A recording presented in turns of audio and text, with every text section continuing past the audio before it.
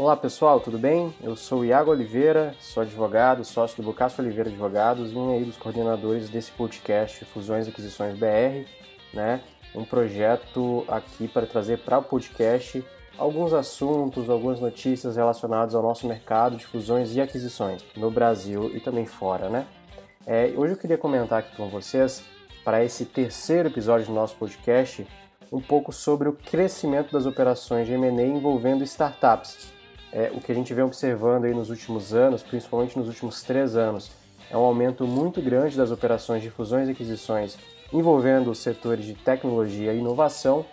E o que eu queria destacar em seguida se refere então às diferenças do M&A quando a gente fala de uma startup, de uma empresa de tecnologia e inovação, para uma empresa que a gente pode enquadrar como tradicional, né? Existe diferença? Se existe, quais são? Eu acho que esse pode ser um tópico interessante para a gente abordar. Antes disso, eu queria comentar com vocês rapidamente sobre o crescimento, né, a mudança do nosso mercado em relação aí ao cenário de M&A com as empresas de tecnologia e inovação. Desde 2019, a gente vem percebendo um crescimento bem grande das operações de M&A envolvendo startups, né, ou empresas de tecnologia em geral. E a gente pode citar também, além dos processos de M&A, os processos de levantamento de capital, abertura de capital em bolsa, né, os IPOs realizados por essas empresas. E aí a gente pode relembrar que em 2020 a gente teve alguns fatos importantes relacionados aos IPOs, né, das empresas. Por exemplo, o IPO da Melius, do Enjoei, né, Localweb, né, o Grid. São empresas aí que levantaram um capital bem importante aí na rúbrica de bilhões de reais, né, e demonstraram como o mercado está recepcionando as empresas de tecnologia e acreditando nesse potencial de crescimento e aportando recursos e bons recursos nessas empresas, né? Em relação ao cenário de M&A não foi diferente. Em 2020 a gente teve um crescimento muito grande das operações de M&A no âmbito aí dos setores de tecnologia e inovação. Para vocês terem uma ideia, quase 60% das operações realizadas aí em 2020 tem alguma relação com tecnologia e inovação. Então, setores, por exemplo, como fintech, edutech, começam aí a protagonizar essas operações de M&A no nosso país. E aí a gente pode mencionar, por exemplo, o que está acontecendo com empresas tradicionais, por exemplo, Magazine Luiza, né, que concluiu aí a aquisição de 9 empresas em 2020. Algumas dessas empresas, ou muito dessas empresas, relacionadas de alguma forma com o setor de tecnologia e inovação, né? O Localweb também, depois da abertura do capital na Bolsa, comprou 5 empresas de tecnologia. A Lynx, outra empresa importante aí no nosso cenário, adquiriu 4 empresas, né? Então, fora se a gente considerar, por exemplo, aquisições relacionadas às próprias empresas de tecnologia. E a gente pode citar, por exemplo, a Movile, né, que é a dona do iFood, que realizou operações bem interessantes de M&A no ano de 2020, né? E 2021 a gente vem aí observando também a manutenção desse cenário. Magazine Luiza, por exemplo, é uma empresa que, pelo menos aí nos 4 primeiros meses do ano, né, adquiriu aí uma série de empresas e realmente essas operações aí vêm demonstrando que o apetite para aquisições de empresas de tecnologia e inovação é algo que está permanente, né? Não foi realmente uma onda de 2020 e a tendência é que nos próximos anos a gente continue nesse aumento aí em relação ao interesse das empresas na compra, em processos de M&A para startups, né? Envolvendo aí empresas de tecnologia e inovação. Mas o que eu queria trazer para vocês aqui se refere um pouco a qual é o contexto dessas aquisições no nosso país e quais são os pontos principais que a gente pode abordar, traçando diferenças entre operações de M&A de empresas tradicionais para aquelas empresas ditas de algum setor de inovação, do setor de tecnologia e tudo mais, né? Então, assim, o primeiro ponto que eu acho interessante a gente lembrar é a utilidade, né? Por que comprar uma startup? A gente pode imaginar, por exemplo, uma empresa tradicional que de alguma forma adquire aquela startup exatamente para promover aí algum mecanismo de inovação na sua estrutura tradicional. Então é aquela ideia de oxigenar aquele processo de mercado da empresa tradicional, né, a partir da aquisição de uma startup.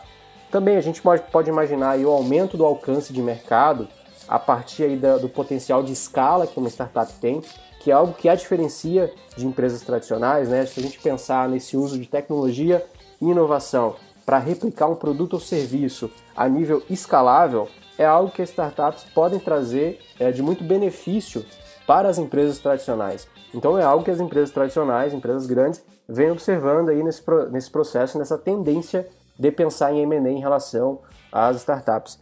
E a gente também não pode esquecer que é possível realizar M&A entre startups. Nós citamos ali no início, né, empresas já de tecnologia e inovação adquirindo outras empresas de tecnologia e inovação, então agregando aí na sua cadeia de produto e serviço novos potenciais aí de mercado a partir da aquisição de empresas de tecnologia e inovação, né? Então é algo também interessante.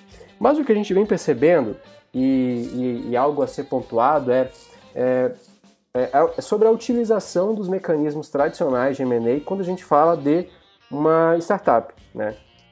Então a gente sabe que naquele processo tradicional de um M&A existem aquelas fases que são fases um pouco burocráticas, enfim, mas que devem acontecer para garantir a segurança da operação, tanto para o lado do comprador quanto para o lado do vendedor, mas que, quando se trata de uma startup, esses procedimentos eles acabam sendo um pouco mais personalizados em razão daquela estrutura ou daquela operação realizada.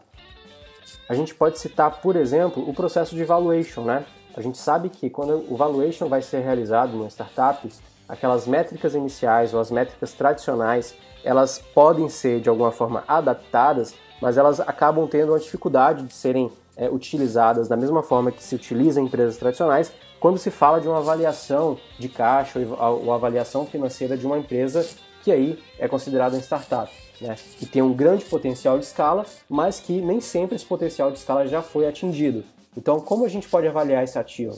De certo modo, há uma dificuldade no processo de valuation, né, de avaliação desse negócio, que vai impactar, logicamente, em todo o processo de M&A.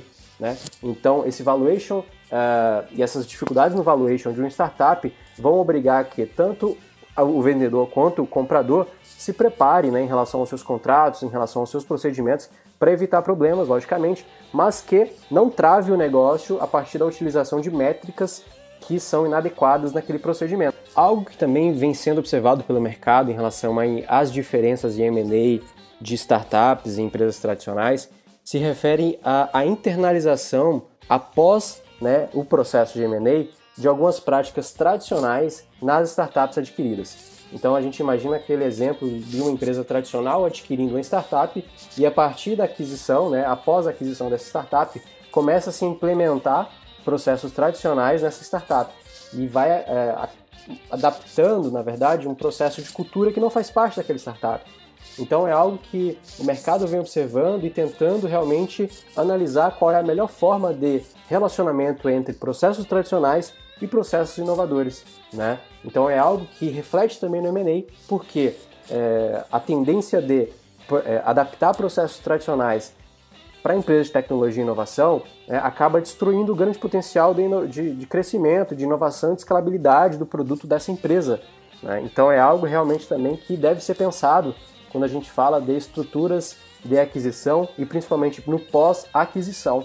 E algo também que eu queria pontuar se refere à diferença ou uma especificidade em relação ao processo de M&A numa startup, que se refere ao relacionamento entre a empresa que está adquirindo aquela startup e o founder, né?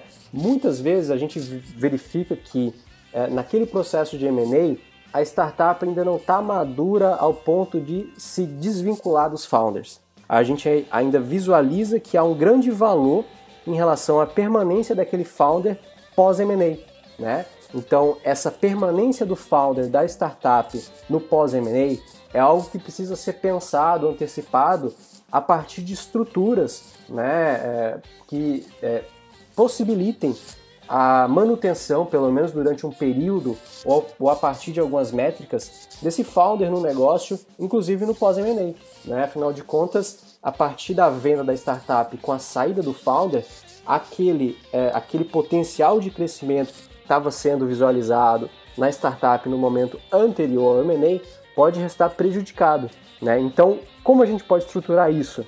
É algo que o mercado vem adaptando e criando mecanismos para isso, né? Por exemplo, instituindo práticas de lock-up, em que o founder ele fica vinculado àquele negócio por um determinado período, né? Logicamente com consequências contratuais caso ele decida sair do negócio antes desse período, e algo também que já era muito usual nas operações de M&A mais tradicionais, que é o earn-out, né? Exatamente aí atribuindo uma quantia de ganho maior a esse founder a partir do alcance de métricas de mercado no pós-closing, né? No pós-aquisição. Então, a partir do earn-out, que é aquela parcela variável do preço na aquisição, o founder ou os vendedores vão ter aí a possibilidade de aumentar o valor da operação, né? De colocar um valor maior no bolso, em razão das métricas a serem atingidas por aquela empresa adquirida. E a permanência do founder no negócio é algo que pode auxiliar, logicamente, com que essas métricas pré-definidas possam ser atingidas. Então é algo também realmente importante a se pensar quando falamos aí de operações de M&A em startups. Mas de forma geral, o que a gente verifica é que as operações de M&A relacionadas à tecnologia e inovação é algo que se tornou realmente uma tendência e algo que a gente vai ver aí durante muitos anos. Né? E quando a gente fala de startups propriamente dita, e essa nova estrutura de mercado a partir do relacionamento de empresas tradicionais e startups, né, e uma tendência maior de aquisições e operações envolvendo empresas de tecnologia e inovação, impõe então uma necessidade de adaptação dos próprios processos de M&A. Então é algo realmente que nós, enquanto profissionais que assessoramos essas operações, precisamos pensar, refletir e ajudar nossos clientes a atingirem então o potencial de sucesso dessas operações, né? Então foi um prazer falar com você sobre esse assunto. Eu acho que é um assunto que vai ser recorrente aqui no nosso podcast e ficamos aí à disposição para ouvir os comentários de vocês, enfim, acompanhem nossas redes, nós temos o @Fusões e Aquisições BR no Instagram, então nosso canal aí de comunicação está aberto para dúvidas, sugestões e comentários. Um abraço e até o próximo episódio.